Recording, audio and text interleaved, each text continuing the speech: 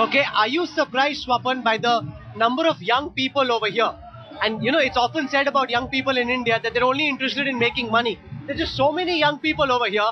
Does that show how frustrated they are with the way things are right now? No, I don't see only young people. Young people are also there. I see people of all ages. Of course. So it's not, I don't think you should necessarily reduce it to a teenage movement. It's not. It's far more. It's an expression of larger disquiet in society.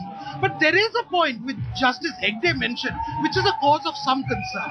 Yes, we have a drafting committee which proposes a bill which Parliament takes out. But you cannot theoretically put curbs on the sovereignty of Parliament to discuss and make amendments. The real question is, what are your intentions? Really, the problem is boiling down. Why is there a problem today? Because it's the intentions of a lot of people which are actually being held suspect. And actually, it's the intentions. If the intentions were honourable, the procedure could have been followed through. That's why I think there are these lot of misgivings, and sometimes you've really got to short-circuit the process somewhere without impairing the larger question of democracy. Let's go across to our audience. We've got a former army officer with us over there. Do you believe the government has the right intentions, sir?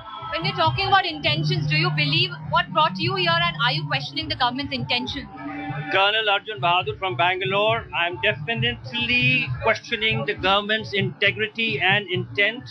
My question is that while the committee may be formed, the issue is, how do we guarantee the integrity? That is, what they think, what they say, and what they act. They think how to save themselves from prosecution. They say we are doing for the Aam Aadmi, but what they act is basically maintain a status quo. Okay. How do we get their intent sorted out? Mr. Salve, if you could, give people a sense of how all other institutions like the CVC, the CBI have been compromised by the government by putting in people who can be manipulated by those in power. The colonel over here wants to know, how do we know, even if there's a Lokpal, that will be an integral institution whose integrity won't be in question, Mr. Salve? Let's very quickly take the 3 or 4 points. First of all, Tavleen's point is well taken. The Lokpal bill is an important measure, but it's not a panacea.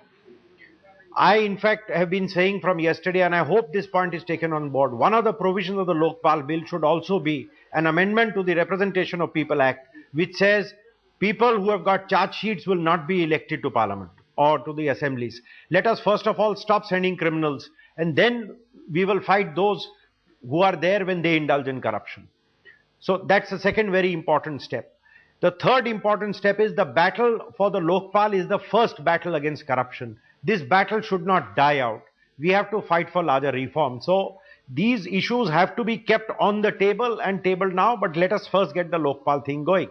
The intention of the government, how do you deal with it? And Swapan's point, how do you deal with this problem and maintain the integrity of Parliament? That's why I suggest the Prime Minister and the leader of the largest opposition party must jointly assure everybody that we are putting our faith in a drafting committee. Why is that being done? Because there is a shared perception that those who are in office or those who are in the political system, they have an interest in continuing status quo because it protects corrupt politicians.